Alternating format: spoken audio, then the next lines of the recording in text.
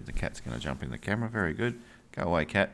Thank you. This is Pumpkin, the official cat of the Hoop Show, and Pumpkin must be on camera at all times where possible. Anyway, let's get on with the show. It's a home game again at GMHBA Stadium at 7:20 this week, the Saturday night.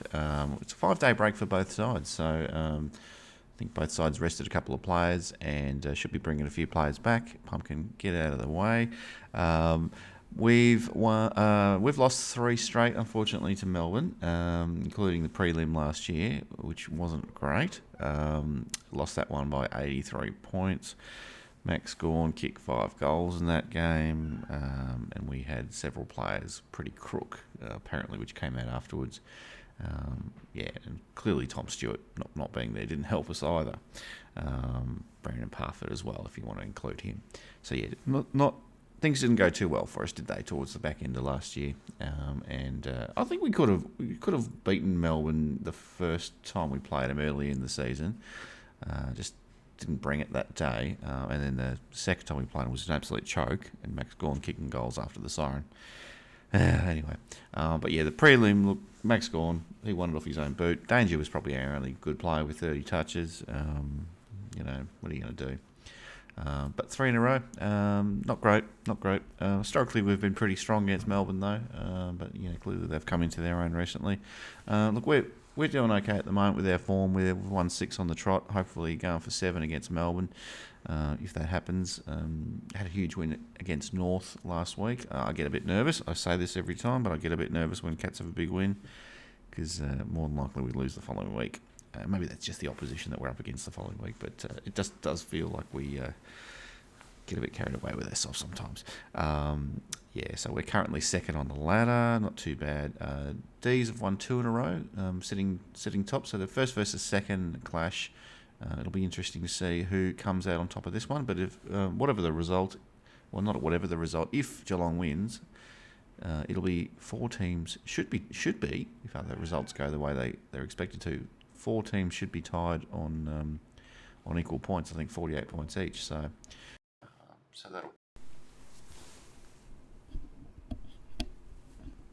Thank you, Pumpkin, knocking the audio out.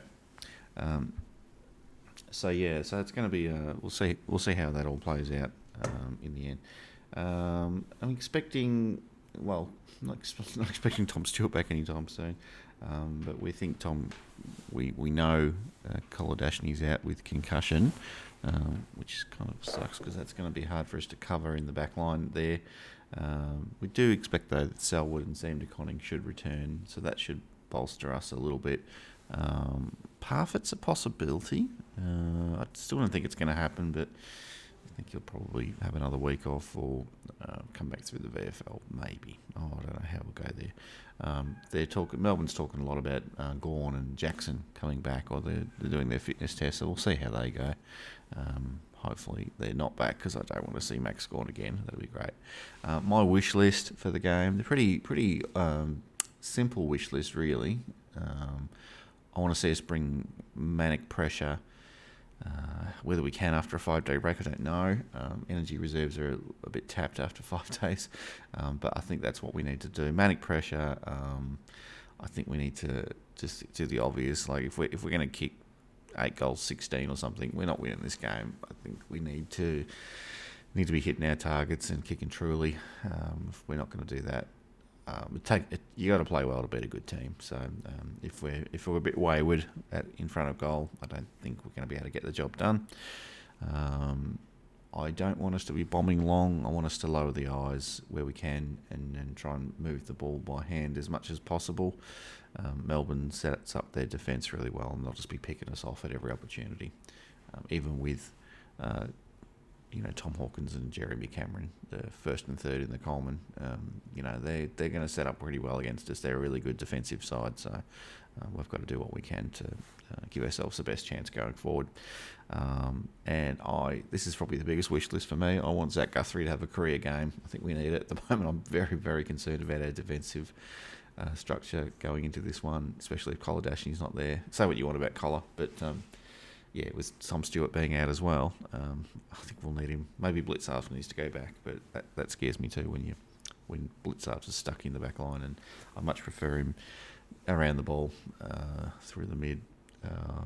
Yeah. Anyway, I think Zach Guthrie, baby, you got to grow up, mate. You got to have the biggest game you've ever played in your life against the top team on the weekend. And don't worry, we'll get behind you.